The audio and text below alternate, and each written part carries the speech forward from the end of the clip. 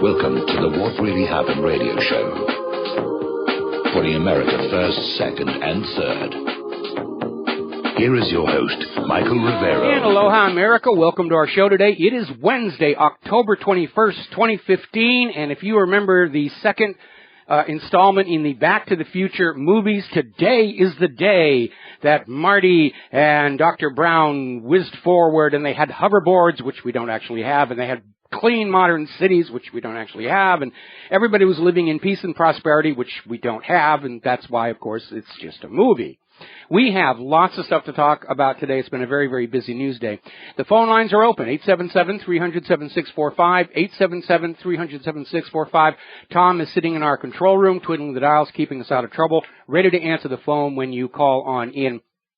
Obviously, the big news, much to a lot of people's disappointment, Joe Biden had a press conference at the White House this morning and announced that he is not going to run for president in 2016. And, of course, the champagne corks are popping over at Hillary's campaign headquarters. Yes, Hillary's going to make it the nomination. Well, maybe, but according to the polls, she can't beat any of the GOP frontrunners. Hillary must have dug up some real dirt on Joe to get him to bow out, because I am not buying Biden's excuse that he doesn't have time to mount a campaign. He has an entire year, and we know he had already started setting up the infrastructure in the early primary states. So, let's see here. I'm getting a message from the boss. Okay, yeah. Alrighty, anyway, so Joe Biden is announcing he is not going to run for the White House. And here's where it gets really bizarre. He's got more than enough time to mount a campaign. I mean, American political campaigns hold the world record for duration. I mean, you know, half the time they're campaigning in between every election. They're off campaigning here. In other countries, it's nowhere near as long. Some countries like Canada just have a gentleman's understanding that it's only going to start so many days before the actual election. In many countries like Mexico, there's a hard limit written into the law. And all of them are very, very short times, so that people can go on about their lives without the constant harangue and speeches and backbiting and infighting that's going on, dominating their media. So, yeah, Biden does have time. I mean, think how absurd this is. Biden is just saying he doesn't have enough time to prepare to run and be president, but what happens if an accident happened to Obama tomorrow? Biden would have to be ready one day after. It really is absurd. Something else is going on. Joe was bought, blackmailed, or outright threatened. I'm not buying this, I don't have enough time. People were out there with open arms and open checkbooks, just absolutely ready to go on out and welcome him into the race. All right, now getting on over to the situation over in Syria. Russian planes have hit 83 ISIS targets in Syria over the last 24 hours. They are giving them a good old-fashioned pounding. And there's an interesting report. ISIS has been so weakened by Russia's air campaign, they're turning to horses for transport. And that is very, very significant, because when Patton saw the German soldiers in World War II having to use horses and carts, that's the day he knew that Germany had been defeated. The rest was just cleanup, the rush into Berlin. And so it is very, very significant. Now, Assad has issued a statement saying that, yes, Russia's intervention into Syria has curbed terrorist expansion. It's working. Russia was able to do, in the space of a few weeks, what the U.S. claimed it was doing and did not for a year. Now, finally, over in Washington, D.C., common sense has prevailed, and the U.S. and Russia have signed a memorandum of understanding so that they're not basically banging into each other over the skies in Syria, which there wasn't much of a danger of, because Russia is bombing the terrorists and the U.S. is still bombing everything else. But at least they're sort of grudgingly coordinating what's going on. Now, up in Turkey, a member of their parliament has blown the whistle, and we knew this was true all along. It was Ankara that supplied the terrorists in Syria with the sarin gas that Kerry and Obama kept telling you, oh, it's Assad, it's Assad, it's Assad, it's Assad. And remember what I said about looking for what should be there and isn't. And what was never there in Obama and Kerry's statements was a reason for Assad to gas his own Alawite supporters with a banned chemical weapon right in front of the UN chemical weapons inspectors on the very day they arrived. And so now we have this member of the parliament going public on this, saying this all came from Erdogan, and he's calling for Erdogan's resignation over supplying the sarin gas to the terrorists operating in Syria. Now, Qatar has now come on board, and as you know, Qatar is a U.S. client state. They have the fleet down there. That's why you never hear about Qatar's abuses of their people, because there are cruel thugs, and therefore we won't say bad things about them. But Qatar is now out there saying they want to go to the United Nations and try and get some kind of a resolution from the United Nations that will allow them to go into Syria to save the Syrian people from the cruel tyrant Assad. So the U.S. is now down to using Qatar as a proxy to go to the UN, because everybody knows this is all coming out of the U.S. And Syria's deputy foreign minister is saying, you're not going to do this. There will be a harsh response. And in any event, any resolution about Syria going through the Security Council, Russia will exercise their veto. The U.S. is desperate to recapture some illusion of quasi-legality and legitimacy for their ongoing operations in Syria. Because the whole world understands Syria's legitimate government invited Russia in to deal with the terrorists, and Russia's doing a bang-up job of it. Syria's government did not invite the United States to come on in and bomb power stations and grain silos and pipelines and refineries. And everybody knows it. The U.S. has no legal basis to be in Syria. There's been no formal declaration of war from the Congress. There's no UN resolution. Syria's government didn't ask them to be there. Now, as you know, we've been hearing rumblings out of Iraq that Iraq's government was going to ask Russia for help dealing with their ISIS, Al-Qaeda, Nusra, U.S. bought and paid for terrorists. And Russia indicated, if you ask, we will do it. And now the U.S. is in a panic. U.S. Joint Chiefs of Staff Chairman General Joe Dunford has said, Iraq doesn't want Russia's help fighting ISIS. We're their main ally, meaning their puppet master. And it's just going to make things worse if Russia comes in. Certainly make it worse for the United States. But the general is definitely out there smoking opium because the Iraqi parliament happens to be voting on this issue right now, asking Russia for help against ISIS and Al-Qaeda. So the U.S. upped the ante and said, you have to pick them or us. If Russia comes in to help you fight ISIS, we are not going to be there to help you any longer. The kind of imperial hubris that leads to a downfall. And it seems to actually be the case because over in Fars News, they're saying the Iraq government is seriously considering rescinding the invitation for the United States to be in Iraq at all. So long, thanks for all the landmines, and don't let the door hit you on the way out, is the prevailing attitude over there. And this is the government the U.S. installed, and even they're sick and tired of being a U.S. puppet. It's gone completely out of control. The tide has turned geopolitically. This whole plan to conquer the Middle East oil countries and put them under U.S. control has failed, is failing, right before your eyes. We'll be right back after these words from our sponsors.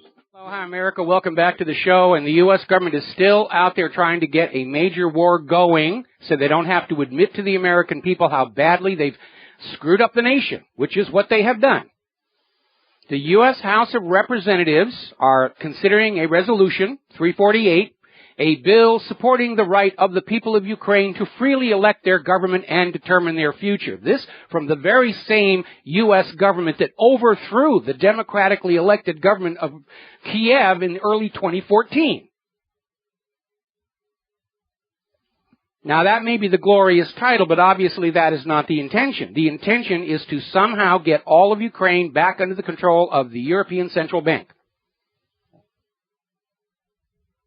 They don't dare have elections in Ukraine right now. Even the people in Western Ukraine want Poroshenko gone.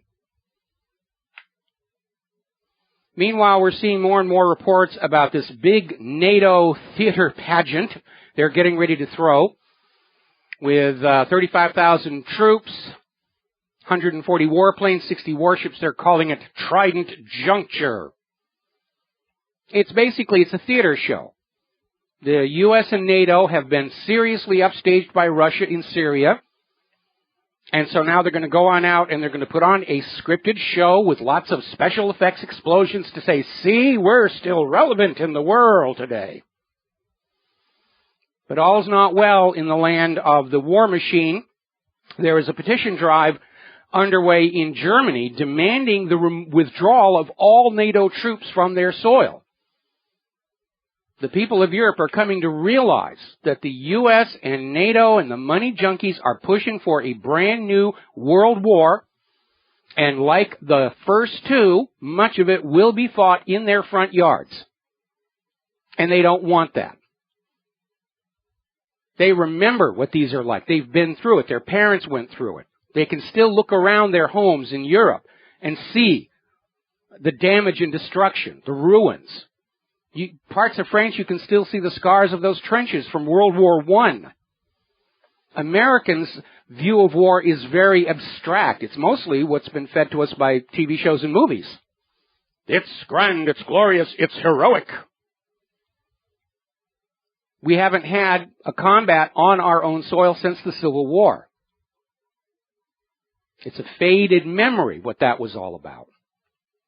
The Europeans don't want to have another one, or their attitude is, if you're going to go ahead, have a world war, pick someplace else to fight it. Now, as you know, Canada has a new Prime Minister, Stephen Harper, and his support were given a royal heave-ho out of power. And Justin Trudeau has already informed the U.S. government that Canada will be withdrawing their warplanes from both Syria and Iraq. They don't want to have anything to do with any more U.S. wars of conquest. And in addition, Canada is pulling out of the F-35 deal. The Joint Strike Fighter. They've decided it's too expensive, doesn't really work, they don't really need it, because Canada's going to go back to being a peaceful nation. Meanwhile, Stephen Harper and his supporters, they're still trying to rationalize the absolute rout they suffered. They're looking for a scapegoat. They're looking for somebody to blame. They don't want to admit that what they did to Canada was very unpopular with the Canadian people. And supporters of Harper are actually out there saying it's time to split Canada in two, and they want to create a Republic of Western Canada, where the Liberals can all go live and be happy and have spying and all this other nonsense going on out there. Talk about sour grapes going on there. Now, over in Libya, negotiations to a peaceful settlement between the U.S. installed puppet ruler and the Yemeni people who don't want to be ruled by a puppet anymore have collapsed. And now, according to this story coming out of Investment Watchblog, the U.S. is now preparing a mission to go into Libya directly. Again, the second time. Those pesky conquered provinces don't know they're supposed to stay conquered. Now, this brings us to a very interesting revelation that has come out.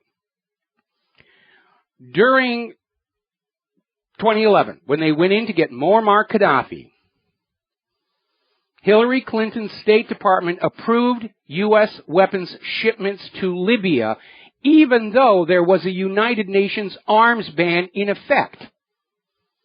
I'd like to see if any Libyans were donors to her charitable foundation.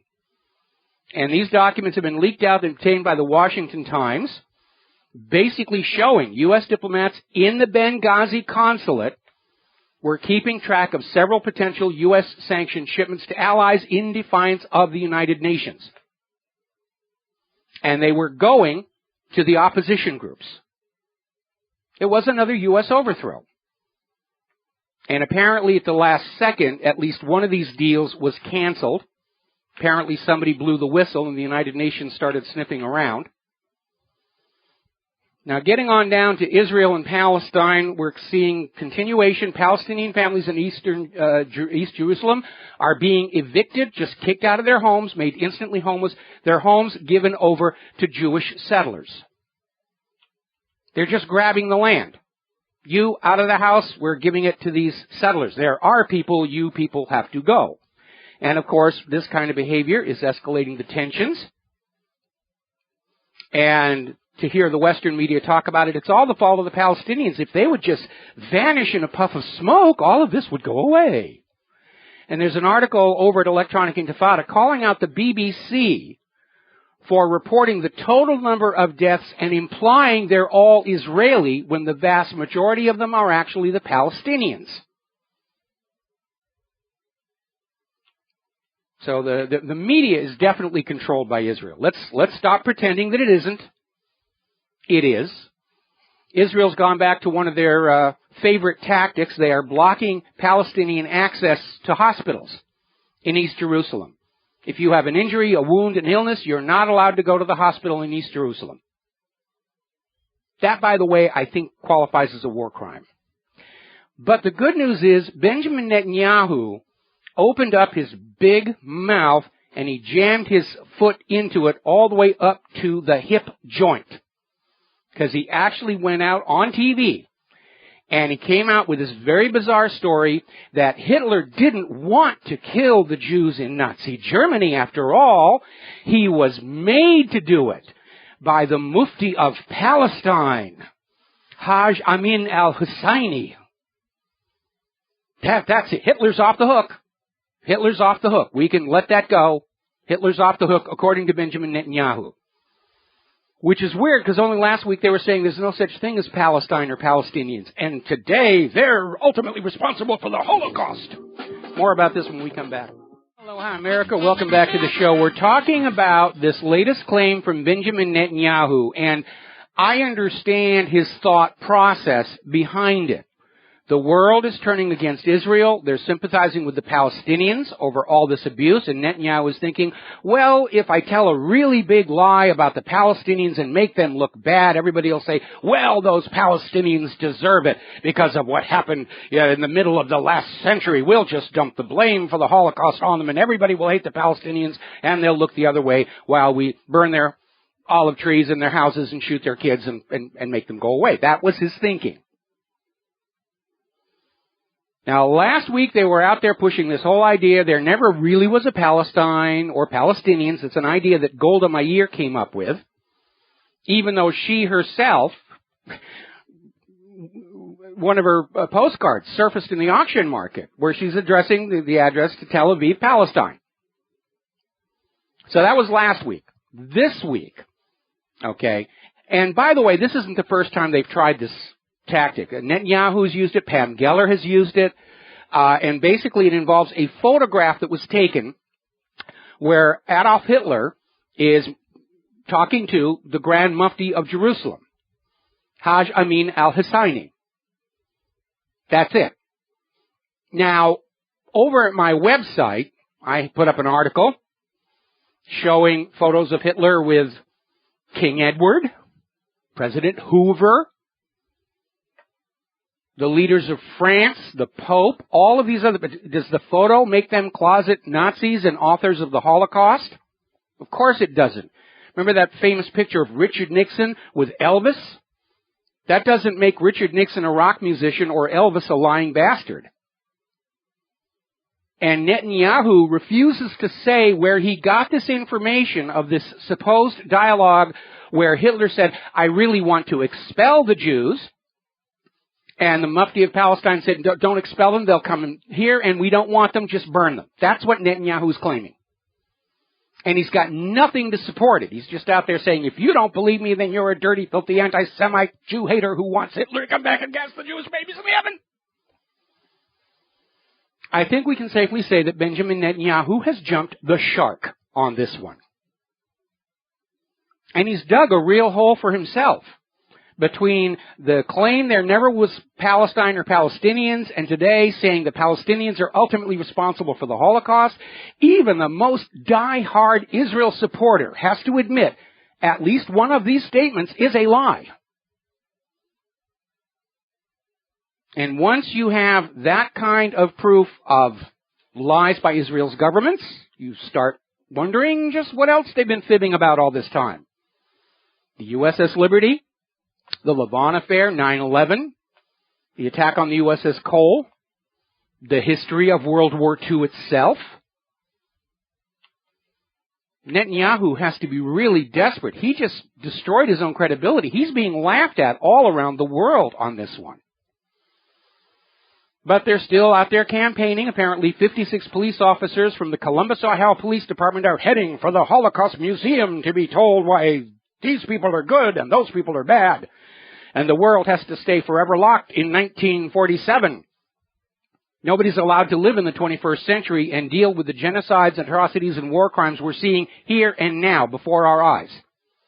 We're all supposed to be in permanent debt servitude, handing money and weapons to Israel forever because of what happened before we were all born. But we're not supposed to pay attention to events happening here and now that we won't actually be able to change. That's where Israel is. Now, over on Disclosed TV, they've got a video up where Obama basically admits the U.S. was training ISIS in Syria. The White House came out a day later and said, oh, Obama misspoke. It was a mistake. No, really, they're our enemies. You should be afraid of ISIS. They are our enemies. We are not supporting and training them. Oh, what a tangled web we weave when first we practice to deceive. Over in Yemen, the death toll is rising. Saudi Arabia's allies intensify their ground operations. So, of course, the United States has announced new U.S. warships and weapons and munitions to Saudi Arabia, which is being done even though there are reports of war crimes taking place in Yemen committed by the Saudis. And that makes the U.S. government an accessory. I mean, think about all these people out there saying that we should be able to sue gun manufacturers for the crimes committed with their weapons. Well, that has to apply to the U.S. government. Saudi Arabia is committing war crimes with weapons provided to them, sold to them by the United States government. Therefore, the United States government shares in the guilt of the war crimes, according to the gun grabbers. Meanwhile, the Houthis are showcasing their victories. They're showing, unfortunately, the bodies of the dead Saudis and the captured weapons. Now, over in Montenegro, they have had a colored revolution. And you probably did not hear a word about it in the American corporate media because in this particular color revolution, they kicked out their U.S. puppet regime. This was a real color revolution before they got hijacked by the U.S. So let's talk about the economy right now. The baby boomers are all struggling. I know that. I'm one of them. 28 states lost jobs last month, September, which is leading a lot of people to ask, how can the stock market be doing so good when the economy is so bad? Can you say rigging? We know the stock market's being rigged. It was being rigged all the way back in the Clinton administration. The president's special advisory on the team on the markets, otherwise known as the plunge protection team. They're rigging the stock market so they can use it as a banner to wag at you and say, see, the economy is good, and if you're hungry and homeless and jobless, it has to be your own fault. Look, we've got a high stock market. That proves the government's doing a wonderful job with the economy. That's the thinking. Didn't have too good of a day on the stock market today. Dow closed about 40 some odd down. Not enough to worry about falling stockbrokers on Wall Street, but still interesting. Now, over in Switzerland, the CEO of Credit Suisse has just cut 1,600 jobs. And it drew a tremendous amount of criticism, and he basically came out with a typical CEO excuse. It's not my job to do great things, but to have success. I'm here to make profits for my owners and stockholders. That's it. Credit Suisse is now having to raise $6.3 billion in new capitalization. Gee, I wonder where they're going to get that from. Over in Hungary, their foreign minister is acknowledging what we've been reporting for quite some time. Russia's counter-sanctions have proven to be extraordinarily damaging for the European Union.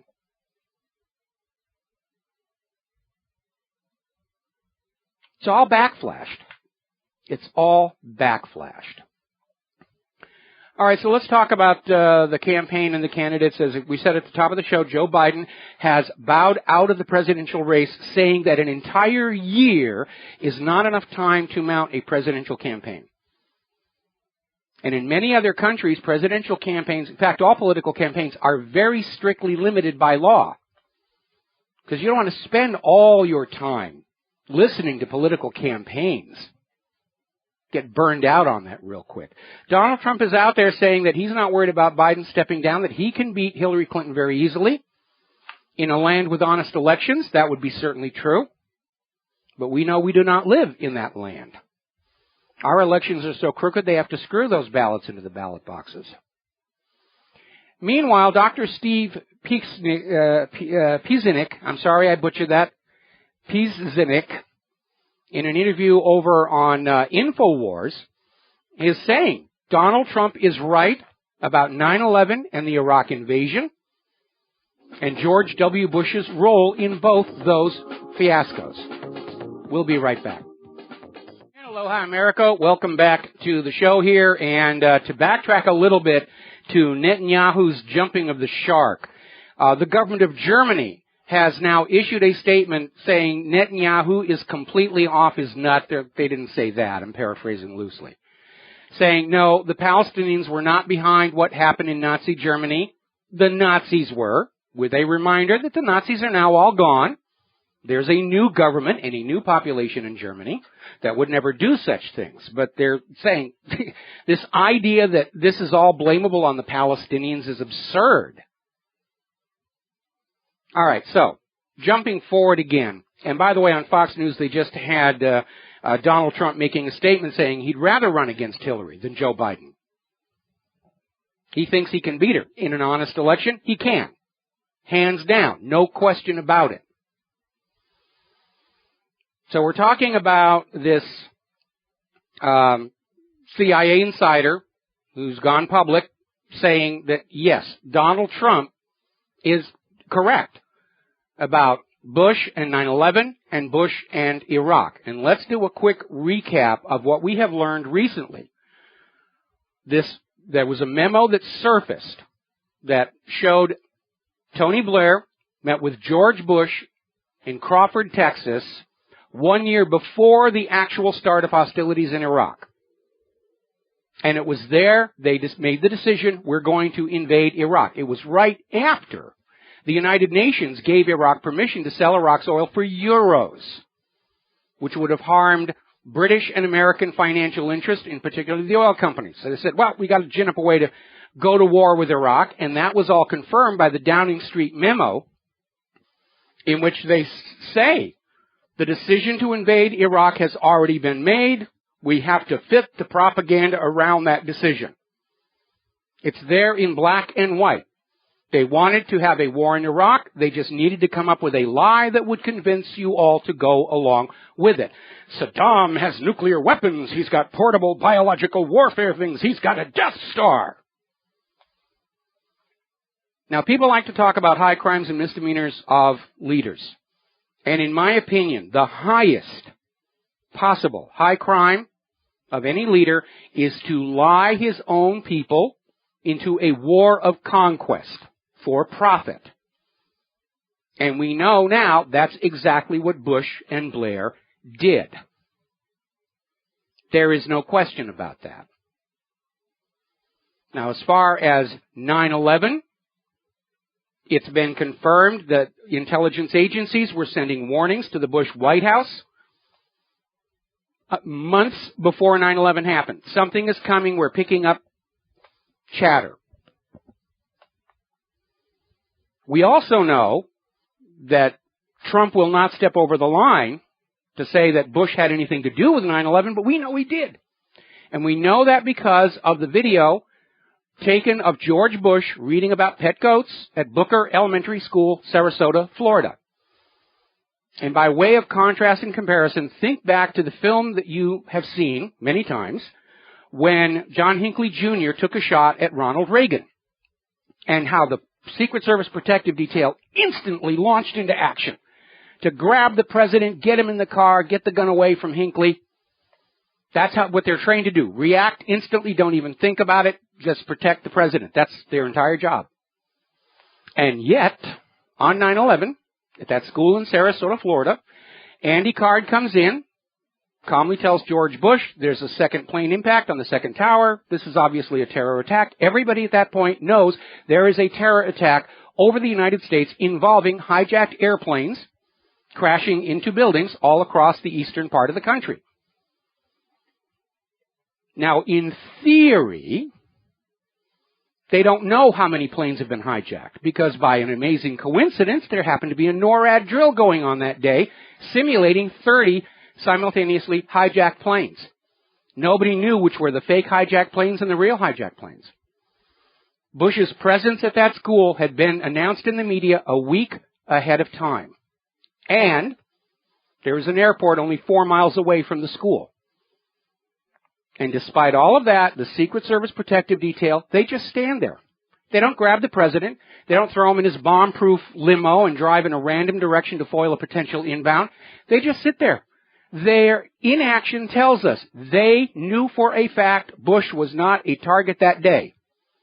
And the only way they could know that is they knew ahead of time what the targets were going to be. The World Trade Towers, Building Number 7, and the Pentagon. Flight 93 was supposed to crash into Building Number 7. Flight 93 didn't reach its target, and they had to trigger the demolition charges anyway. So, Trump is correct. In fact, he's more correct than even he realizes about the relationship between George Bush and 9/11. And again, it wasn't Bush all by himself, wasn't the CIA all by themselves. Remember those dancing Israelis who got arrested? 3 of them were later outed as Mossad agents. And in Carl Cameron's 4-part Fox News story on the Israeli spy ring, he quoted a U.S. government official as saying there was evidence that linked the arrested Israelis to 9/11, but that evidence was classified by the U.S. government. Now, turning over here to Hillary, there's been a very alarming development because Hillary's out there pushing the idea of mandatory gun buybacks. That, everybody's registered their guns. We know where the guns are. We're going to send them a little piece of paper. They'll bring their gun in. We'll give them a few bucks for it and turn it in. It will be destroyed and the people will be disarmed and sweetness and harmony will reign in the galaxy. And what's very alarming is on Monday, the U.S. Court of Appeals for the Second Circuit ruled that New York's SAFE Act meets the requirements of the Constitution, which it clearly does not. What part of abridged do you not understand? So even the judges are so afraid of the armed American people, they're willing to lie to you about the Constitution. And I want to hit a point here. Nowhere in the Constitution is there a legal requirement for the American people to believe a thing anybody in the government says. You're not required by law to believe what they say. And if you know it to be nonsense, act accordingly. Now, down in Texas, Governor Abbott is saying, no, we're not going to have any mandatory buybacks down here. It's absurd. Because the criminals are going to have their guns. They don't register their guns. They get them from Fast and Furious. Do you realize how absurd it is for the U.S. government to be trying to get all the guns away from the American people at the same time they are showering all these other countries with weapons? And finally, over at the Courier Post online, they have an article, Mass Shootings and Psychiatric Drugs Linked, and they make a very important point. Mass shootings used to be very, very rare. 3 every 40 years, I think, was the point they made. And now all of a sudden it's an epidemic all across the country. Now, theorizing that they're all genuine shootings and not staged incidents like Sandy Hook was, they make the point, we've always had mentally ill people. We've always had guns. So what else has changed recently to explain the sudden surge in violence? And that is, of course, these prescription antidepressants flooding onto the market. And it's not just suicides and mass shootings. There are other less violent manifestations that don't get reported. We have tracked an increase in domestic violence complaints that correlates very well with the penetration into the general population of these drugs. 1 out of every 4 Americans is on antidepressants. And the real crime is the vast majority of people being prescribed antidepressants are not actually clinically depressed. It's just another product to push on people. But at least people in the corporate media, the small outside, Courier Post online media, are starting to realize, yeah, it isn't the guns. It's the drugs. We've drugged ourselves to be a nation of violent, crazy, wacko people. Whether it's mass shooters, police, the police brutality's gone through the roof, domestic violence has gone through the roof, road rage, all of these things are exploding. Bar fights, sports fights, it's all correlated. We're poisoning our own brains for the sake of a fast buck and a political campaign donation from the pharmaceutical industries. We got to take a break for news and commercials. We'll be right back. Aloha, America. Welcome back to our show. Hour number 2. The phone lines are open, 877-300-7645. And before we get back to the domestic political scene, we're seeing a report now where France is going to submit a resolution to the United Nations Security Council to have an international protection force at Al-Aqsa Mosque. Now, that whole Temple Mount is a World Heritage Site under UNESCO and entitled to protection. Of course, we know exactly what is going to happen. The U.S. is going to get up at the Security Council and go, veto, veto, veto, veto, veto, veto, veto, veto, veto, veto, veto, veto, bunch of anti-Semites out there. That's what they're going to say.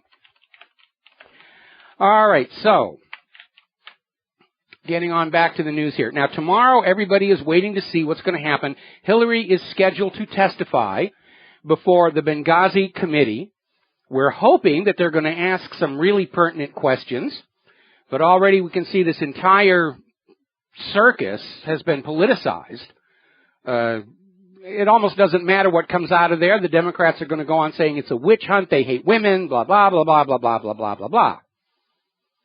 I'd like to know what that business interest that Sidney Blumenthal had in Libya that was alluded to in one of the emails. And remember, Hillary's sharing of this information both with Blumenthal and her lawyer, David Kendall, was a violation because neither of those two people have the necessary security clearances to be in possession of classified information. Now, as it turns out, there are rules that govern the handling of federal documents, even if they are not classified, that Hillary has violated. So we need to keep an eye on that. I think we're seeing official Washington circle the wagons because behind the email server there are 2 major scandals, one of which is already breaking loose, and that is the U.S. running guns through that consulate in Benghazi to our supposed enemies, ISIS and Al-Qaeda in Syria. At the same time, we were being told ISIS and Al-Qaeda are coming to get you. You should hate them. You should be willing to give us your money and the lives of your children to protect you from the evil ISIS. And then we find out ISIS and Al-Qaeda are working for the U.S. government. That's one scandal. And that one's pretty much already out there. The other one, of course, is this idea that Hillary had this weak private email server on which was parked many of our nation's top secrets, and she had this charitable foundation legally allowed to accept money from foreign sources. And it's just tailor-made for a replay of the Clintons' 1996 Secrets for Donation scandal. And I got Hillary's minions following me all over the net shouting tinfoil and conspiracy theory and what a kook and you're a nut, because it's really all they've got. Because I'm asking a question that nobody seems to have an answer for, and nobody seems to be looking for it. All righty, we're going to grab ourselves a phone call. Andrea in Oklahoma. Aloha, welcome to the show. What's on your mind? Yes. When it comes to our country, we were told about Pearl Harbor, and it was one way when it wasn't really that way at all. Yes. And they dropped the bomb while their, I guess, President Hirohito or whatever the president was trying to beg to stop. It was Emperor Hirohito, and it was actually Prince Kaahumanu who was trying to get into see Roosevelt and negotiate a surrender, Truman and negotiate a surrender. And that Hitler basically took his country from absolute poverty, where a loaf of bread was costing $1 million. And yes, he did throw the bankers out. But from my understanding, he was trying to treat them respect. He just wanted them out of his country. And if you look at March 24th, 1933, everybody needs to look at that seriously and wonder about what really happened there. You're talking about the global boycott organized by the bankers against Germany to crush out this upstart government that was creating its own money. Well, that's where they declared war on Germany. Yeah, Judea declares war on Germany. We have a scan of that headline, and that's really what it was all about. The German miracle was brought about by Hitler kicking out the private central bank imposed on them by the Treaty of Versailles at the end of World War I, and issuing a value-based currency that accrued no interest or debt. And it just turned Germany around, made them a manufacturing economic powerhouse. And Britain was afraid of them, and the U.S. was afraid of them, because both those countries, still being enslaved to private central banks, could not possibly compete with a Germany that wasn't enslaved to a private central bank. And, you know, right in the middle of the 1930s, Winston Churchill was making broadcasts on British radio saying that, you know, if Germany's allowed to become an economic powerhouse again, we fought World War I in vain. And most people don't seem to remember World War I actually broke out between Serbia and Austria-Hungary over the assassination of Archduke Ferdinand, and it was mutated and morphed into a war on Germany to smash them as an economic competitor. Yeah, and the thing is, Rudolf Hess flew from Germany to talk to England to say that he didn't want war. He was being sent there because they had, Hitler didn't want war. He didn't want the people to go through all that with Poland being divided, with Germany being divided up and given to Poland. Poland was going and killing all these German residents that were living there. It was their country. I think it is so misunderstood at what really happened there. Just of course kind of it is. like History is a joke played by the victors on the vanquished in front of an audience too scared to laugh, is what it comes down to. And yeah, when we recognize how much we have been lied to recently about Saddam's nuclear weapons and the rest of it, and we start looking back and realize we were lied to about torpedoes in the Gulf of Tonkin, Spanish mine in Havana Harbor, all of a sudden you begin to understand what you think you know of history is a carefully crafted propaganda illusion to get you to support the government the next time they lie you into a war of conquest. And I really believe that, here they're totally surrounded by all these countries. How are they supposed to grow crops to feed these people that like we had Japan? We were a big enough country, we could grow crops and feed our prisoners, but they're a little country and they're totally surrounded by the world. I just think there's so much more to this, and I really think... there is. One thing most people don't really understand about World War II is Germany did not want a war with England, had no plans to invade England. Germany most assuredly did not want to go to war against the United States because Germany understood America's manufacturing might at that time was a formidable factor. And Roosevelt kept trying to goad Hitler into attacking a U.S. ship, sort of a repeat of the Lusitania hoax from World War I, where they were literally going out and U.S. warships were attacking German ships in the North Atlantic, and Hitler refused to bite.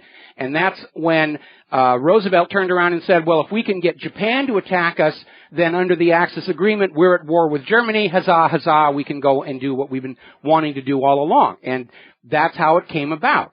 Roosevelt had this plan crafted by Office of Naval Intelligence Lieutenant Commander Arthur H. McCollum. It was an 8-step plan of steps that the U.S. took, which to Americans didn't seem like a big deal, but which were horrible insults to Japan. And he set up Pearl Harbor to be attacked. All the modern ships, the carriers, were well out of port, and a bunch of, old outdated junk was left there as bombing targets for the Japanese. That's how they ginned that up. And that's how they always start these wars. Andrea, I gotta let you go. Thank you for the phone call, and we'll be right back. And aloha, America. Welcome back to the show. And backtracking a little bit to Trump, over the break, I'm looking at the Fox News feed, and we know that Fox News is biased toward the Republican Party, but they were running this story with the headline below it on the lower third. Trump will be impossible to stop if he wins Iowa, New Hampshire, and South Carolina.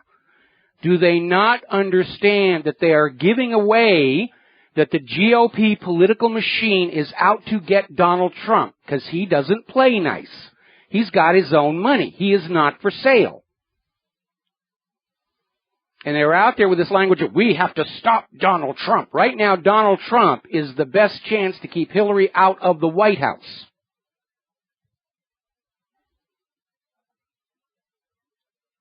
Anyway, speaking of Hillary, remember this Platte River Networks company was one of the homes of Hillary's data server. They kept their own servers in a bathroom closet. It was this little one-room place. Apparently they billed Hillary for the legal and public relations costs following the exposure of the story. They charged her $19,000, which she's got it. Let's be honest, she's got it. Now, somebody emailed me earlier today, the website StumbleUpon picked up and carried my article on the Hillary email scandal, the scandals behind the scandal, where I talk about the gun running and the potential of a spy scandal, serving Secretary of State selling U.S. secrets for donations to the charitable foundation. So it's getting out there. Word is getting out. People are starting to ask that question. Is this a replay of the 1996 Chinagate scandal? So all you Rivero's Rangers, keep up the pressure. We have to keep asking that question on all the corporate media websites, all of our social media, all of our friends, family, and co-workers. It took us a month to push the Downing Street memo from the independent media onto the corporate media. It reached a point where everybody knew about it, and the corporate media finally had to acknowledge it because it was becoming very obvious they were avoiding that story. We can do that again. There is a legitimate question based on the Clintons' past history. If that weak email server, coupled with the charitable foundation, was an espionage operation. That's a legitimate question. Now, speaking of espionage, you've probably heard this story all over. It's been given quite a bit of coverage on how this hacker got into the head of the CIA's America Online email account and stole a bunch of emails which have now been published by WikiLeaks.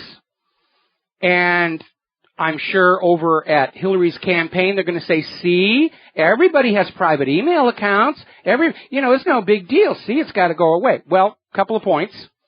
And that may be the reason they're pushing this story. But you need to understand, this was the CIA chief's personal email account. He still had and used his secure government email account for the classified information. So it's a very, very different situation. But Hillary's going to try and use this to say, look, everybody had private email accounts. Yeah, of course they do. But they also had their government secure accounts, and that is what Hillary was not using. Now, Republican Congressman Mo Brooks, Republican of Alabama, says that if by some combination of assassinations and massive election fraud and whatever, Hillary Clinton is elected the next president of the United States, he will file impeachment charges against her as soon as she comes off that podium at the inauguration. Over issues of national security. It's not about the emails. It's about how many lives Hillary has put at risk by violating all the rules designed to protect America's top secret and classified information. Now remember the embarrassment that came out the other day when it was revealed that the so-called mastermind of the Lockerbie bombing incident is a CIA asset. That's a major embarrassment. So, meanwhile, top Senate Democrats are saying the Republicans have to reimburse the taxpayers for the Benghazi committee's costs because it's just a partisan witch hunt, and really, you've got to pay for this now, where the taxpayers shouldn't be paying for it. Actually, that's one of the few uses of tax money I am fully in favor of. But they're out there, they're desperate to discredit the Benghazi committee. They've even got help from the GOP side of the Congress that are issuing these statements that are engineered to discredit the committee. And the reason they're doing that is behind Hillary's email server, there is a great secret. In politics, there are the little secrets that you use against your political enemies, the embezzlement, the affairs, the sexting with the phone, all of that little stuff. Doesn't affect the operation of the government as a whole. Then there are the great secrets, the truth behind John F. Kennedy, the truth behind 9/11, the truth behind Saddam's nuclear weapons of mass destruction. Those are secrets that threaten the credibility and legitimacy of the entire government. And everybody, including Hillary's worst enemies, like Bernie Sanders, are going to be working to protect that secret, because it might cost them their jobs if the whole government comes crashing down the way the Soviet Union did. And we're getting closer. That's the good news. Story out of OC Register on Benghazi. Hillary's still in accuse the accuser mode. She's not dealing with what she's done. She's given up trying to say it was all legal and allowed. That's been discredited. So it's they're out to get me. It's the vast right-wing conspiracy. It's a plot. Which we've heard that so many times over the last 21 years. And Hillary is calling up the big guns. She got Geraldo Rivera to go on Fox News to scream about the partisan witch hunts and everything. And to their credit, the Fox News newsreader wasn't going to sit for it. And basically just came out and called Geraldo Rivera a liar to his face. About time.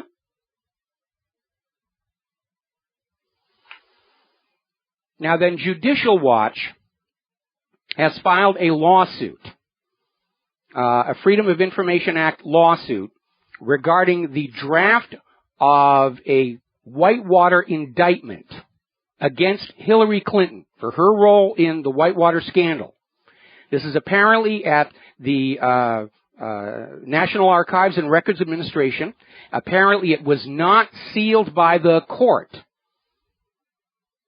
But the National Archives refuses to release these public documents, claiming it's an unwarranted invasion of Clinton's privacy. Well, I'm sorry, but if you are under indictment for something, or potentially, I don't think you can use right of privacy as a defense. Only Hillary would come up with that one. Got to take a break for commercials. We'll be right back. Aloha, America. Welcome back to the show. Now, there has been a federal judge handed down a decision regarding Obamacare, basically saying that the U.S. House of Representatives does have legal standing on which to pursue a constitutional challenge to the Obama administration. And this has to do with the fact that Obama set up this federal reimbursement program that would repay insurers forced to reduce costs for low-income enrollees. This was not originally a part of the Affordable Care Act, which everybody thought was going to generate huge amounts of money for the health insurance companies. The dismal failure, the health insurance companies started hovering at the edge of bankruptcy, and Obama just said, I'm going to give you money to keep you afloat. Under the Constitution, Revenue measures must originate in the House of Representatives, and we know it's been violated many times. It was violated when the Senate passed TARP and then arm twisted the House to go along with it. But according to House Speaker John Boehner, and in this case he is correct, the White House failed to obtain the legislative approval needed to enforce handing money to the struggling insurance companies. Obama broke the rules. And if this moves forward through a trial, we're looking at the possibility that these health insurance companies are going to be required to give the money back. And that will make a whole bunch of them instantly insolvent. Obamacare is a complete unmitigated disaster. You cannot say anything positive about it. From the botched launch of this hideously expensive and horribly buggy computer system, to the fact that it's actually made health insurance more expensive for Americans. The policies have sky-high deductibles. Your average American forced to buy one of these policies will never get to use it in an entire year because of that deductible, unless they have a major illness or injury. All of the normal going to the doctor stuff, they're going to have to pay themselves. So there's a big fight over that. Now, earlier we were talking about this individual, Wayne Simmons, who was a regular guest on the Fox News Network as a terrorism expert based on his lifelong career at the Central Intelligence Agency, which turned out to be completely fake. And he has now been sent to prison for apparently a multitude of small crimes and fraud. And what's really interesting, the real scandal here is not Wayne Simmons. The real scandal is Fox News was so desperate to get anybody to act as an independent outside expert to sell the company line that they gave this guy a bunch of airtime. They made him a media celebrity because he said what Fox News wanted him to say. All right, we're going to grab ourselves a phone call here. John in Barbados. Aloha. Welcome to the show. What's on your mind? Aloha, Michael. Yes, just flipping back to the Lockerbie disaster, this revelation that actually it was probably a CIA job. I was actually involved. I was driving down the road from a job I'd just done in Glasgow, and I was coming down the main road, and it was blocked by police. But what was amazing was that in the fields surrounding each side of that disaster of over the main road were police and army picking up white packages in little plastic bags. This was heroin. Yes. This was heroin. And it seems that there was if you like, an infight over this heroin that to provoke this disaster. But nobody's talking about it, and the heroin was very rarely reported. Yeah, I did see it a couple of times. Yeah, I was actually on the site when it happened. Literally, the aircraft crashed about 10 minutes before, 10, 15 minutes before, just in time to get the police there, calling everything off. So the nonsense. Now, this obviously opens the CIA to lawsuits by all the relatives of these Scottish people who were killed in the destruction of their houses. And this is going to be quite a diplomatic disaster, and everything about that trial is now nonsense. We looked at the radio that was supposed to be the trigger, and actually the radio that was submitted for forensic analysis had been swapped for the one that was actually on the airplane. Yeah, I mean, it was fake from top to bottom, but nothing's going to happen because if you have not already noticed it, the U.S. corporate media isn't covering this revelation. It appeared once and then was gone the next day. This revelation that the mastermind of Lockerbie was a CIA asset exposed in Hillary Clinton's emails. Yeah, but I'm sure the people in Scotland will be listening to that and putting an effort together. I don't know. I would hope so. I would hope so. Yeah. I just wanted to point that out, that actually it was a complete CIA operation. We thought it was when the aeroplane stayed overnight and the luggage wasn't inspected or put in safe. You just put in an ordinary warehouse, then loaded onto the aeroplane the next morning, and it took off and exploded over Lockerbie. Yeah. So the whole thing is nonsense. Well, you know, there's a lot of smuggling that goes on those airplanes. I mean, there was this crash of an El Al plane. I think it was in someplace in Europe. May have been Denmark. I'm not 100% certain on that. And everybody around the plane crash site became very, very ill. And then several years later, it came out that on this El Al flight, there had been precursor chemicals for nerve gas, where was being transported, and Israel denied, and then finally, all right, gee shuckies, you got us. Yeah, well, actually, that aeroplane crashed into a tower block of flats. I think it was, what was it? Schiphol Airport. Yes. El Al aircraft. Yes. Schiphol, Netherlands. So, yeah, I mean, another smuggling disaster. Yeah, there we go. But things that we just can't believe anything that come out in these various news organizations and reports and government reports. No, you can't. I mean, you look at the example of the Fox News synthetic bovine growth hormone lawsuit, which on appeal, the court said there's no law that says the corporate media has to be truthful. And that means the owners of corporate media can order their prostitutes and correspondents to lie to the public, and if the prostitutes and correspondents dare refuse, they can be justly fired. And that tells you all you need to know about the corporate media. Brian Williams, look at that example. Caught barefaced lying to the public, and he had to take a $2 million cut in salary. He's down to only $8 million. Poor baby. But they've got him back on the air. Well, there's another lie that's being perpetrated, that the Iraq PM never did ask the Russians to come in and help them with their fight against ISIS. But today, I've just been reading a piece. He actually repeated his request. Well, it's being voted on by the Iraq Parliament, whether they're going to ask Russia to come on in, and they're already saying, you know, if the U.S. is going to stand with this us or them thing, then Russia's coming in, and the U.S. is they're going to rescind their invitation to the United States and say, you know, get on out of here. You can't do the job Russia can do. That's it. End of story. I hope all the European nations request that America remove its military bases, get them all out. Well, it's starting to happen. You know, the U.S. continues to arm. I mean, the U.S. has got something like 800 military bases around the world. You know, like the old Roman Empire, and it's starting to crumble. Thank you for the call, John. We got to let you go, and we'll be back after these few words. And aloha, America. Welcome back to our show, and we're going to go ahead and start with a phone call here. Lenny in California. Aloha. Welcome to the show. What's on your mind? Lenny, are you there?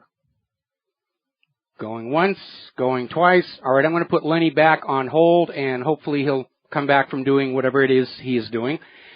Okay, now, as you know, government land grabs have become a constant feature, and out in Nevada, there is a big stink brewing because around the Area 51 base, the Air Force is starting to grab more land, ostensibly to keep people from being able to look down on that facility. And I'm not sure what they're worried about, because looking at the facility through Google Earth, it doesn't look like it's in the best of repair. And I think by now, they're doing the testing someplace else of most of the really top secret stuff. And that's why you've got all of the TV shows they're now obsessed about Area 51. They want to keep your attention on Area 51. Ooh, what's going on in Area 51? Pay no attention to the experimental aircraft flying out of Scotland or down in Australia, kind of thing. They're making a big deal about that. And meanwhile, over in Texas, Governor Abbott is telling the Bureau of Land Management to get lost over the land grab along the Red River. And again, the issue here is the enclave clause of the Constitution, which says the federal government can own the land under federal buildings and federally built needful infrastructure, military bases, harbors, airports, that sort of thing. The federal government can manage the public lands as a service to the taxpayer, but they're not allowed to treat those lands as if it's their own property. To just grab, sequester away, pledge as collateral on government borrowing, and that's been a big part of it. When Richard Nixon ended gold convertibility, all of a sudden the U.S. government couldn't get loans from other countries because all of a sudden they realized we didn't have as much gold as they had been led to believe. So Richard Nixon created the Environmental Protection Agency to start grabbing huge chunks of our public lands and lock them away from we the people, including their mineral resources, to pledge as collateral on government borrowing. And they've done this to almost 1/4 of the entire country now. And all of it is unconstitutional. We're going to grab ourselves a couple of phone calls here. Mark in Texas, aloha. Welcome to the show. What's on your mind? How you doing, Mike? Mike, I got a question for you. I've been watching what Donald Trump has been saying, and I saw that thing with Steve Pieczenik also on Alex Jones. And I'm wondering, do you think Donald Trump doesn't know a lot more than he's even letting on? That he thinks that Bush might have been Bush and his cronies might actually have been behind 9/11, as I'm beginning to believe more and more that they were, or do you think he's maybe just playing it coy? And, he may know more than some people. He doesn't know enough. He's made a few decisions and statements which show a tremendous and dangerous political naivete, and that's the downside of his being an outsider. He doesn't have the inside secrets to know what's going on. And Trump needs, even more than he needs Secret Service protection, he needs a good political advisor who is going to say, tread carefully on this subject because this is what really happened in the background, and no, the voters are not ready to hear it, but don't get led into a trap. And how much Trump knows about Bush and 9/11, I don't know, but he has displayed, at least to this observer, that he is very naive about some of the things that are going on, the reasons for the war and so forth.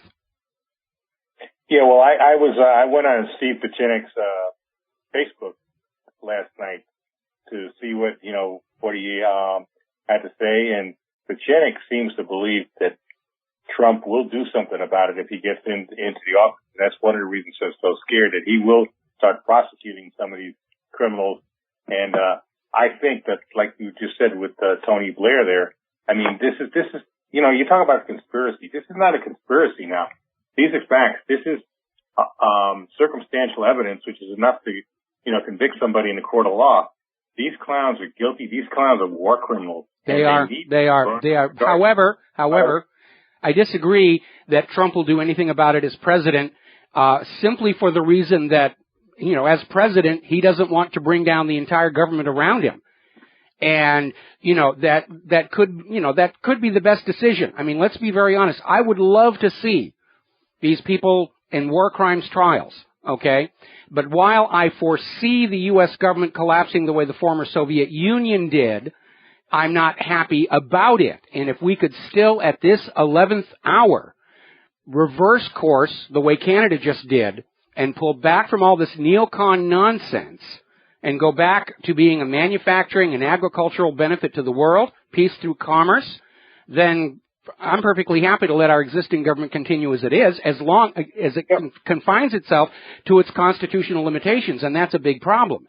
So I think Trump, rather than avoid, losing his own job and that nice taxpayer-funded house that he gets to live in, I don't really see Trump as doing anything dramatic about 9/11 if he becomes president.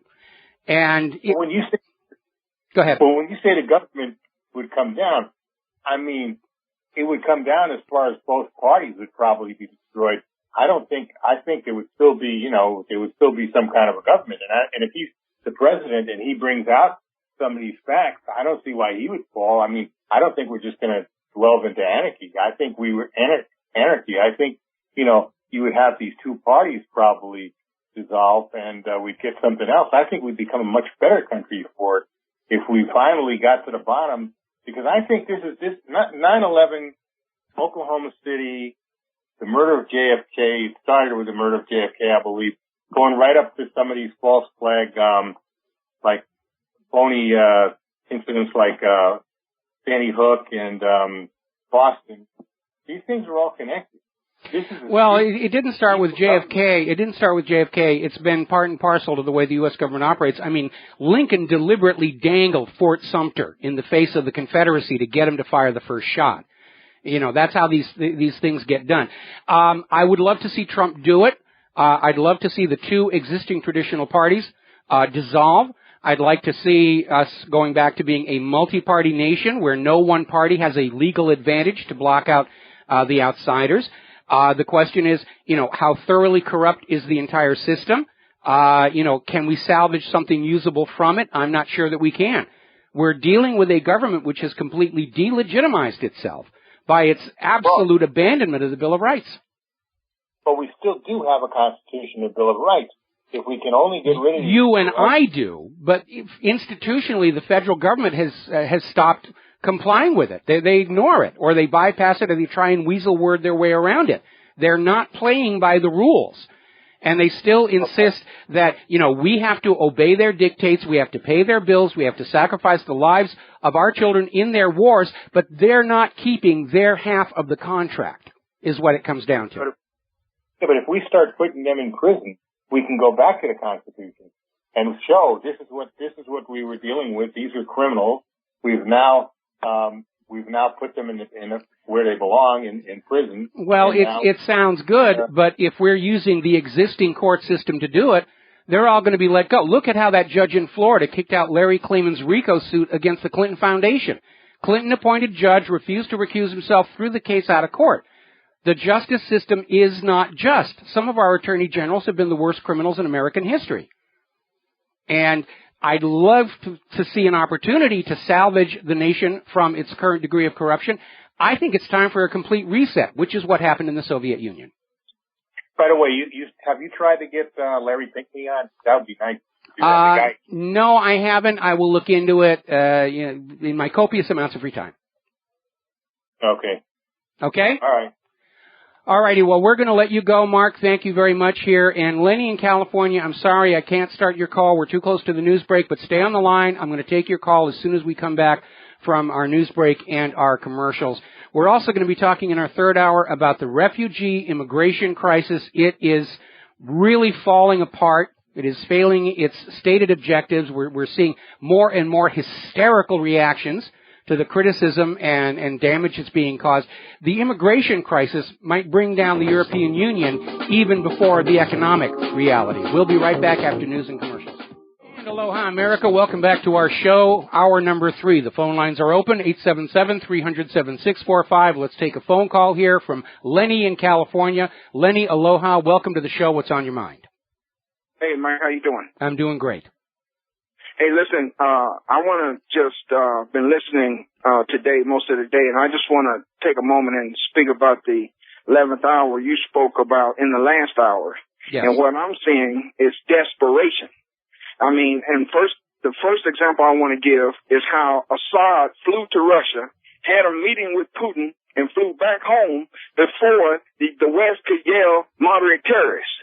Okay, they don't know what's going on. They can't see things coming anymore. It reminds me of Muhammad Ali, when he had gotten too old to fight, and he said, you know, I can see the punches coming, but I can't get out of the way anymore.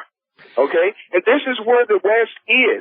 They're losing it totally. Now, most of this is due to people like yourself who are out and doing what you're doing, and people like myself and others who are calling in, and we choose reality. We choose not to listen to the likes of Brian Williams, to have our reality suppressed within us.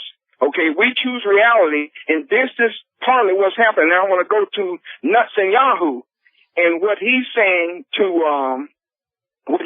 about, I mean, just a blatant lie about, you know, some imam was behind the killing of so many Jewish people. It's just an outright lie. But what he's doing is that he's laying down, he's telegraphing what he's about to do. And the best example I can give you of that is the movie Unforgiven. Are you familiar with it? Yes.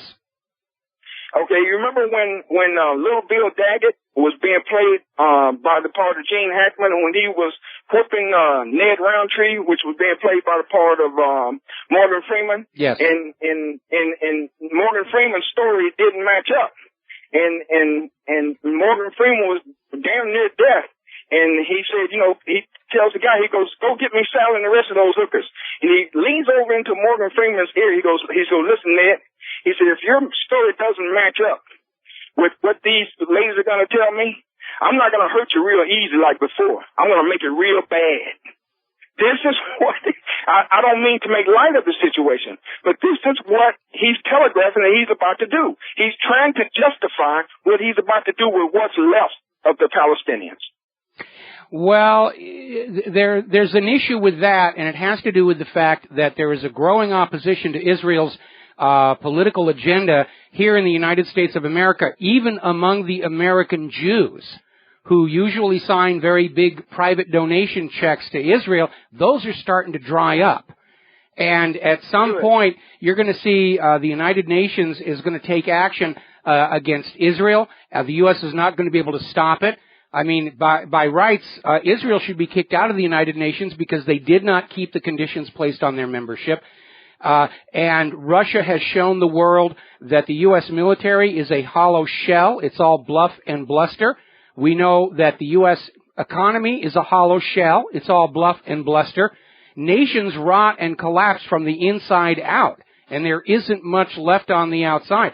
I think Netanyahu's attempt to claim the Palestinians were ultimately responsible for the Holocaust was an act of utter desperation, and he's discredited himself in the eyes of the world. I mean, even Germany's out there saying this is nonsense. And, you know, those glory days of the Cold War 1950s when the American people would just believe whatever the corporate media told them, those are gone forever. They are not coming back. And our government, and not for that matter, Israel's government, have gotten by getting what they want with lies and deception for so long, they don't know any other way to operate. And so they're going to keep on doing what they've always done and scratch their head why it doesn't work any longer until there is a massive crack and the whole system starts to fall apart. But certainly with regard to the wars that the U.S. has been, starting in all these other countries, with Russia's entry to Syria and now Iraq and potentially Afghanistan, the U.S. has lost the initiative. They've lost the military initiative. They've lost the propaganda initiative. They're not seen as this mighty world-dominating force anymore that the Project for the New American Century wanted. And once you lose that, once your army loses that illusion of invincibility, people start actually standing up and saying, maybe you're not as tough as you like to pretend that you are. Well, I'm glad to hear that, and because it's about time, and we have to look at this as human beings. We have to look at this as you would whatever you want for yourself, you want for the rest of humanity. That is the making of a true human being, not being locked into these little divisionary tactics that keep people at one another's throats. Okay, and I just hope that humanity stands up for humanity. That's all I'm hoping for. Well, I think clearly the pendulum is going to swing back the other way from this absolute obsession, this lust for money to keep the bankers happy, and I think we're reaching a point where the world is going to say, who cares if the bankers are happy or not? It's all make-believe money and make-believe debt anyway. We have to stop believing in this. And if you understand that rule by compound interest is as false a system as rule by divine right or rule by slavery, you take your lesson from those historical failed systems. Once people stop believing that that's the way the world is supposed to be, those systems stop working. And I think we're fast approaching that point where everybody's becoming a private central bank heretic. Everybody is saying, this is nonsense. This is a system intentionally designed to enslave, entrap, and impoverish the people for the wealth of a precious select few. And it's time for it to go away. Thank you. All right. Thank you very much for the phone call. We're going to let you go here. Now, getting on back to the immigration issue. Refugees are flooding into Slovenia, thousands every single day. A lot of people are commenting that the refugees seem to be military-age men Probably a lot of them are all of these Syrian fighters who are heading for the border now that Russia's actually shooting at them. Between 3,000 and 6,000 refugees per day are entering the European Union through Serbia. It's being called an invasion. Europe is actually hoping for a record cold winter to slow the flood of people coming on in. Sweden is approaching the limit of its capacity to absorb any more refugees. This is from Prime Minister Stefan Löfven. Over in France, they had a study showing that 96% of the people who are rejected for asylum are managing to stay in France anyway. Just like the illegal immigrants in the U.S. that are supposed to be deported. No, they're still here. Now, the European Union made an offer, actually Germany made an offer to Turkey of 3 billion euros if Turkey would keep the refugees in their country and stop them coming to Germany. Merkel's finally done an about-face. The German people have spoken. Enough is enough is enough. Turkey is saying 3 billion euros is not enough, and even if Germany pays the money, no, they're not going to stop the migrants. They don't want them either. Nobody wants them. Up in Germany, they're now saying that anybody making negative comments about the refugees will be subject to criminal prosecution. Sig Heil, Sig Heil, Sig Heil. Little bit of good news. The Russian victory in Syria is paying dividends because thousands of Syrian refugees have now turned around. They're going back to their homes in Syria. That's a good thing. And so those New World Orderists, globalists, who thought they were going to blur all the human population together so that they could drop the borders, that plan has failed. It has failed miserably, horribly. They're still trying, though. They're going to keep on going, we will make you accept a multicultural global government. No, you won't. I won't accept it. We'll be right back. Aloha, America. Welcome back to the show. And we have commented for quite a long time on this agenda to create a single global government. Sounds like something out of science fiction. I'm opposed to it because sooner or later that single global government will come under the control of a Hitler, a Stalin, a Pol Pot, a George W. Bush, and there will be nobody there to stand up to them. I think human civilization is best served by a planet with 1,000 little tiny countries, each taking care of their own people, trading across the borders. Those borders serve the same purpose for planet Earth that fireproof doors do in buildings, watertight bulkheads do in ships. They contain disaster, and we already saw in 2008 how economic globalization, tearing down the safety barriers, took the U.S.-based mortgage-backed security fraud collapse and turned it into a global meltdown. But the globalists are still moving forward. We want a one-world government, with me at the top, of course, And that, I think, is a big part of this opening of the borders in the U.S. and Europe. And this intent to flood all these other people in there, to destroy our sense of a cultural, regional, or national identity. And they're still pushing. We're seeing a story where the Obama administration, this is coming out of the Hill, the Obama administration is going to use more executive acts to just open up the country wide open. They're talking about this modernization and employment-based immigrant visa system. And basically this is going to fast-track hundreds of thousands of work permits to employment visa applicants in violation of long-standing U.S. worker protection laws. It will also issue work permits to illegal immigrants who are here illegally. They're going to get work permits under this new Obama plan. Where are they going to get the jobs? We don't have work for over 100 million legal U.S. citizens. Obama is out there handing out work permits to illegal immigrants who shouldn't be here in the first place. What does he think they're going to do? They're not going to find jobs any more than the legal citizens do. and they're going to be plunked down on the social welfare rolls, which maybe that's the goal here. Instant democratic voters. Bread and circuses have come to the American empire. Now, a U.S. Customs and Border Protection agent testified before a Senate committee today. The Obama administration's policy of catch and release detained illegal immigrants is why the immigrants are still coming. It's incentivizing illegals. Nothing bad happens to them if they come into the country and get caught. I think we need an illegal immigrant trebuchet down there on the border with Mexico, probably several dozen of them. Catch them coming across the border, put them in the trebuchet, and just fling them back over. They bounce a couple of times on Mexican soil, might give them the idea that it's not a good idea to come on in here.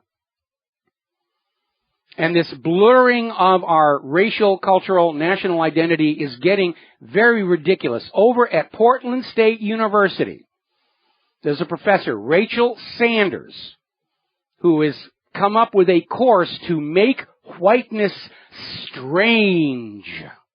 This is a white privilege course. Whiteness must be dismantled if racial justice will ever be achieved. Boy, you try and sell that one to Israel. If Israel goes along with it, maybe. But I've noticed that all of these racial equality things never seem to include Israel in the plan. And remember, they tried making whiteness strange down in Zimbabwe. Didn't really turn out too pleasant. Speaking of the war on language at the universities, which are no longer the bastions of free thought and expression and investigation of new ideas, they become the most rigid enforcers of the status quo. According to the University of Wisconsin-Milwaukee, the term politically correct is politically incorrect. It's a microaggression against people who really only have the best interests of the planet at heart. It's newspeak right out of George Orwell. No, don't use that word. It's got a negative connotation. We'll come up with a new word for it. Political correctness is cultural Marxism. Plain and simple. It is a dictatorship of ideas and words and concepts. And all of it is completely bogus because it rests on the liberal philosophy that you can re-engineer the human mind by re-engineering the environment around them. And all of that is based on Margaret Mead's book, Coming of Age in Samoa, which turned out to be completely bogus. Margaret Mead didn't go down there to examine what was happening in Samoa. She went down there looking for proof of an existing political idea, that the human mind is born completely blank and environment alone shapes your mental attitude. And she makes some very obvious, easy-to-see mistakes in the book. She assumes the Samoan culture is promiscuous sexually because the Hawaiian culture of that same time was. And she was completely wrong. All of these Pacific Islands have very different customs because of the isolation, and the Samoan culture is very monogamous. And Margaret Mead found these two Samoan young women to talk to, and Samoans, like Polynesians everywhere, they talk story, they're polite. Margaret Mead was asking leading questions, and out of politeness, these two Samoan girls told Margaret Mead what Margaret Mead clearly wanted to hear. And the government of Samoa found these two girls and interviewed them, and they said, yeah, this Margaret Mead said she wanted to hear this. We told her that just to be polite. They had no idea she was going to write a book. And the liberals still lionize Margaret Mead. She's a big hero to them because she justifies the political agenda of tinkering with absolutely everything in our society. And you know something? It's all failed. No matter how gender neutral they make the schools and the world, boys are still going to be boys, girls are still going to be girls, gays are still going to be gays. They blew it. The entire liberal political philosophy is based on a failed theory. Now, getting on to the world of computers, there's a very interesting article. I saw it over an investment watch blog. And it's talking about the problem with Twitter censorship. where Twitter will respond to requests from governments to erase tweets that are not in keeping with the government's agenda. And somebody did a study and found out that Twitter's actually deleting far more tweets than it officially admits to. We'll be right back. Oh, hi, America. Welcome back to our show. And you know, it's become almost predictable. I say anything critical of Israel, and my server gets hit with a denial of service attack. Just like clockwork. Israel's bad. Server down. It's not down. It's just strained. Sometimes I get the feeling that all of these propagandists and shills and trolls working for the various governments, they've gotten tired of all of this, and they're kind of sort of on autopilot. Oh, Rivero criticized Israel again. Let's hit his server. But we're almost to the end of the show, and I'll deal with the miscreants then. But for the meanwhile, if it's a little slow in responding, just bear with us. The evil ones are out there doing what the evil ones love to do. Now then, getting on back to the world of computers. Western Digital has come out with a new line of self-encrypting hard drives. Ooh, sounds good. The data is encrypted going to the disk, decrypted when it comes on back. Somebody steals the disk and they don't have the password, they are stuck. Well, maybe not. Because according to reports from Ars Technica, Western Digital's self-encrypting hard drives are riddled with security flaws, meaning NSA backdoors. And security experts have discovered the encrypted data can be recovered even without the password.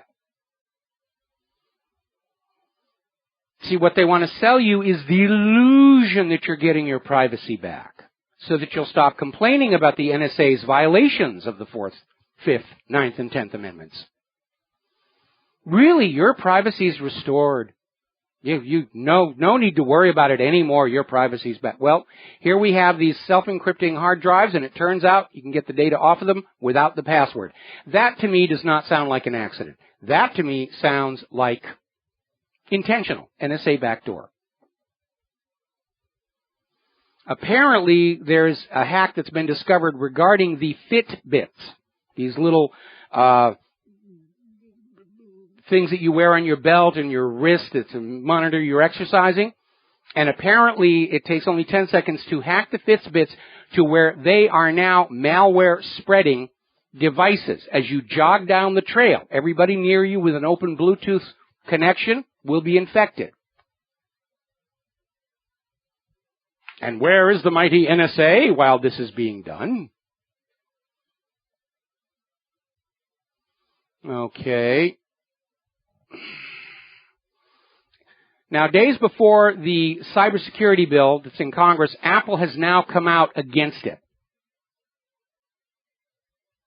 They're saying this is not going to actually improve cybersecurity, and it's undermining user privacy. Of course, that's what it's designed to do. Now, speaking of Apple, as we have dealt with the growing malware problem, hacker problem, all of this stuff that's out there, the Apple computer users have had this smug sense of self-assurance that they're safe. Apple even implied in their advertising that somehow Apple computers were immune to all of the viruses and hacks that Windows machines were getting. And it was never true. It's just, in the early days, there weren't enough Apple computers out there to make it worthwhile for the hackers. That's changed. And 2015 was the worst in history for OS X malware. Now, Windows is still the most targeted operating system, but there are enough Apple computers out there, and Apple computers tend to be preferred by the more well-off Americans. They're a rich target. And these Apple users are not really ready to deal with this thing. They're not battle-hardened like us Unix and Linux and Windows people are. Interesting little article came out from Ars Technica, and Microsoft wants the U.S. government to obey European Union privacy laws. I'd just be happy if the U.S. government complied with the Bill of Rights. That would make me happy. Here's one that is really very infuriating. As you know, Microsoft has been extraordinarily aggressive in getting everybody to upgrade to Windows 10. Now, from the point of view of an end user, there's no reason to. It's all a lot of work. Your older applications won't work. Yes, there are pages and pages of instructions you can follow to get your outdated applications to work with Windows 10. But it's a lot of work they want us to do. For what? So we can say we've got the latest operating system complete with all the latest spyware? I don't think so. There's no reason. All that work to sort of get back to where we are and run the risk that we can't get back at all. So over at Extreme Tech, they're sounding the warning that Windows 7 owners who have their machines set to automatic update are going to wake up one morning and find Windows 10 installed on their computer. It apparently happened to one of their writers. I mean, they're all tired of this update, the little thing that pops up, upgrade to Windows 10. And you can edit the registry to keep that from happening. But apparently, Microsoft is claiming there was an error. It was a simple mistake. The Windows 10 update somehow got changed from optional to mandatory. And Windows 7 users who have automatic download, install all updates, so I don't have to deal with it, all of a sudden woke up to find they had Windows 10, can't undo it, can't go back. Microsoft says, oh, it's just a simple mistake. Really, it's just a simple mistake. I don't think so. It turns out Windows PCs are still vulnerable to Stuxnet attack 5 years after the patch was put out. Boy, they're really hammering my server now. Somebody's very unhappy with me. We'll throw their little tantrum here. My goodness. So Stuxnet was out there, and apparently Windows machines are still vulnerable to it, despite the putting out of a patch. As I mentioned earlier in the show when we were talking about this Courier Post online article that is saying there is obviously a correlation between prescription antidepressants and gun violence because we've always had mentally ill people. We have always had guns. The only thing that's changed is this flooding of prescription antidepressants into the population. And this article is reporting on a recent study. 2/3 of the people prescribed antidepressants are not actually suffering depression. This was published in the Journal of Clinical Psychiatry. They're just selling pills. They're pushing happy pills because it's making money. That's what they're doing.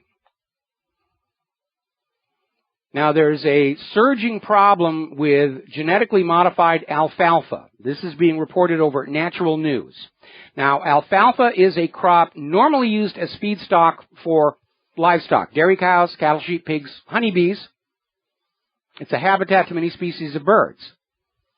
Unfortunately, the GM alfalfa is bringing in a whole new set of problems. It's just another product line, Roundup Ready alfalfa. And the problem is that like the GMO wheat problem that they had up in Oregon, the genetically modified alfalfa is spreading wild across the world. And basically, it is impossible to contain the GM pollen anymore. And that may have been Monsanto's grand design all along. All right, we've got to take another break for commercials. We're going to be back with the last segment of our program after these few words. And aloha, America. Welcome back to our show. Now, out in California, where it is now legal to kill your elderly parent, but illegal to try and protect an unborn fetus, Monsanto has taken California to task over a plan to list glyphosate as a cancer cause. Now, there are now over 40 studies, peer-reviewed, that show glyphosate is a carcinogen. The World Health Organization acknowledges it's a carcinogen. But Monsanto is out there lobbying the California legislature to drop the plan to list glyphosate as a cancer cause because California's legislators are not considering valid scientific evidence, meaning the science that Monsanto buys and pays for. That's their entire argument. Pay no attention to all those other studies. They were done by people not in our company, and they're obviously... You want to look at the science reports we put together. And I think it is a very damning indictment of modern-day America that we have major corporations that are perfectly willing to sell dangerous products to the human population as long as it's making money. That's it. Got to make money, got to make our debt payments to the bankers. That's all that really matters anymore. Got to keep the stockholders happy. That's all that matters. As long as we can buy the government to look the other way, we can sell whatever we want. And if they get sick, well, that's just going to stimulate the economy, because then they'll have to go to the medical industrial complex.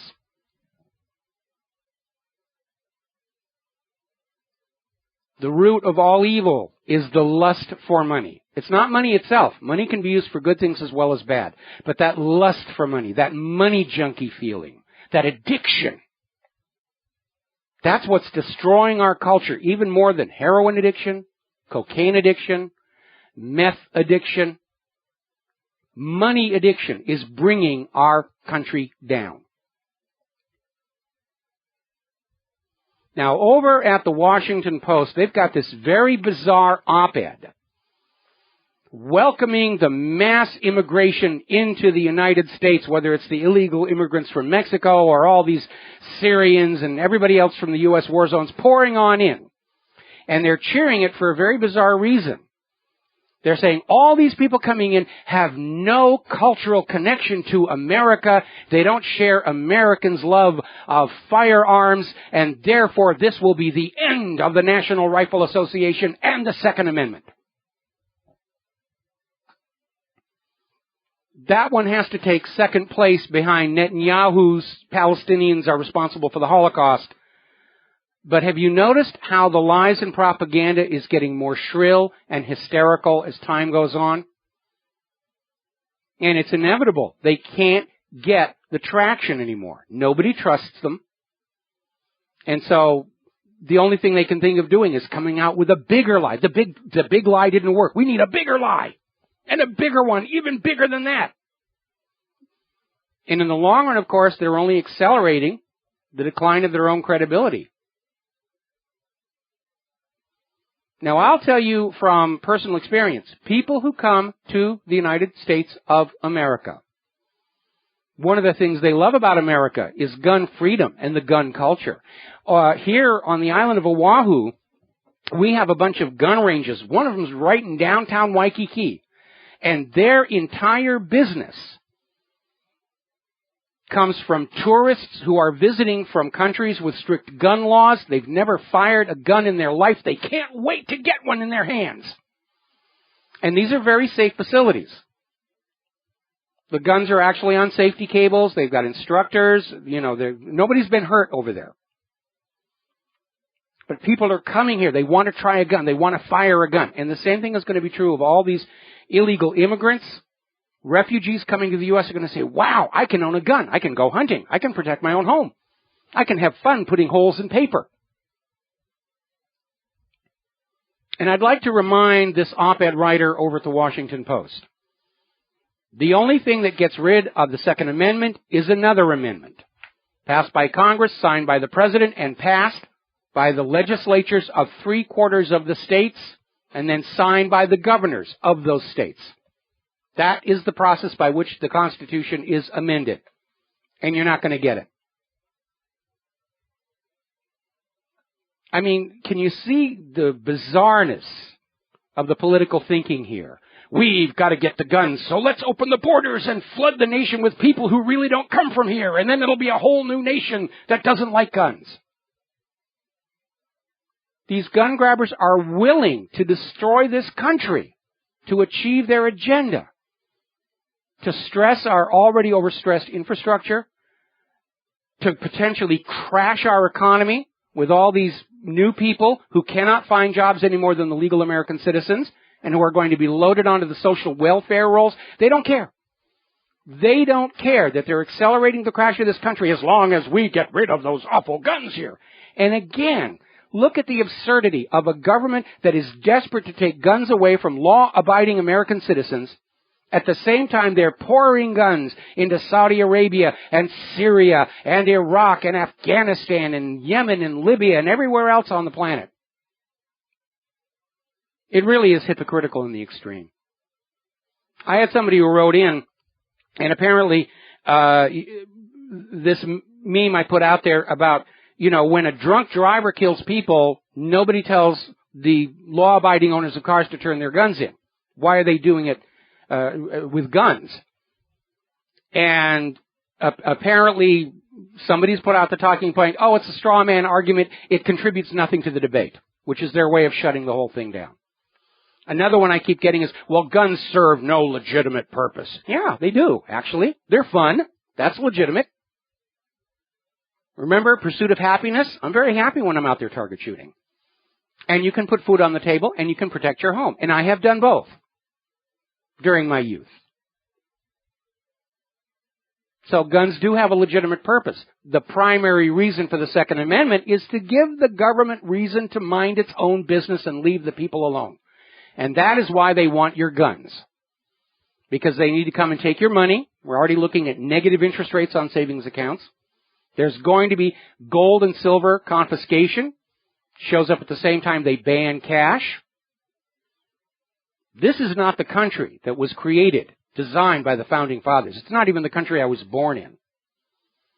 We are in the grip of an absolute fascist economic dictatorship. And it's time for everybody to stand up and say, do I recognize this as a legitimate government of this nation? And I think for most people the answer is going to be a resounding no. The only legal, legitimate government of the United States of America is one which stays within its constitutional limitations.